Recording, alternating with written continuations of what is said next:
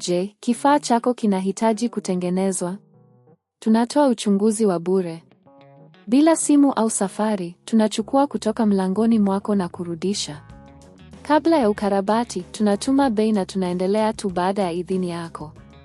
Rahisi, wazi na kitaalamu. Kiungo kiko kwenye maelezo. Kabla ya kuanza, hakikisha unakuwa na vifaa vyote unavyohitaji: motor mpya, screwdriver na vifaa vya usalama kama glavu na miwani. Kwanza, zima na unplug Dyson SV14 yako. Hii ni hatua muhimu ili kuhakikisha usalama wako wakati wa kufanya kazi. Hatua ya pili ni kufungua sehemu ya juu ya vacuum. Tumia screwdriver kufungua visimbuzi vyote vilivyoko nyuma ya kifaa. Hakikisha unahifadhi visimbuzi kwa usalama ili usipoteze. Baada ya kufungua, utapata sehemu ya motor.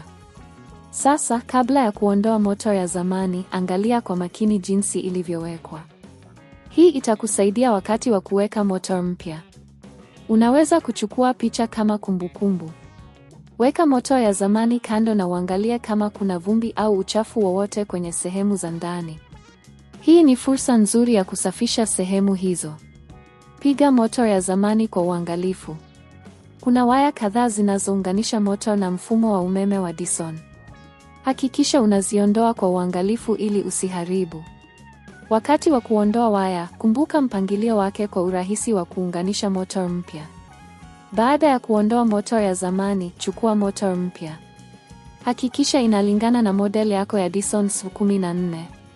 Unganisha waya kama ulivyokuwa umeviondoa kutoka kwa motor ya zamani. Hakikisha kuwa unawasilisha vizuri na huwezi kuacha waya yoyote nje.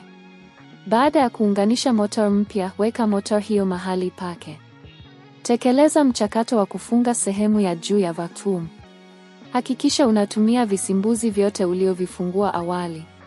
Kagua tena ili kuhakikisha kila kitu kimefungwa vizuri.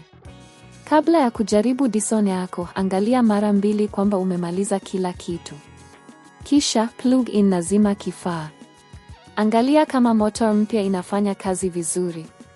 Ikiwa kuna matatizo yoyote, rudi nyuma na angalia uhusiano wa waya. Ikiwa umefanikiwa, unaweza kufurahia Dyson SV14 yako ikifanya kazi kama mpya. Ikiwa unahitaji msaada zaidi, tunatoa huduma ya kuchukua nyumbani kwa ukarabati. Pia, tunatoa uchunguzi wa bure wa kifaa chako. Bei ya kubadilisha motor ya Dyson SV14 inategemea sehemu na huduma, hivyo tafadhali wasiliana nasi kwa maelezo zaidi. Tunatarajia kukusaidia ili uendelee kufurahia matumizi ya Dyson yako. Je, kifaa chako kinahitaji kutengenezwa? Tunatoa uchunguzi wa bure. Bila simu au safari, tunachukua kutoka mlangoni mwako na kurudisha. Kabla ya ukarabati, tunatuma bei na tunaendelea tu baada ya idhini yako. Rahisi, wazi na kitaalamu. Kiungo kiko kwenye maelezo.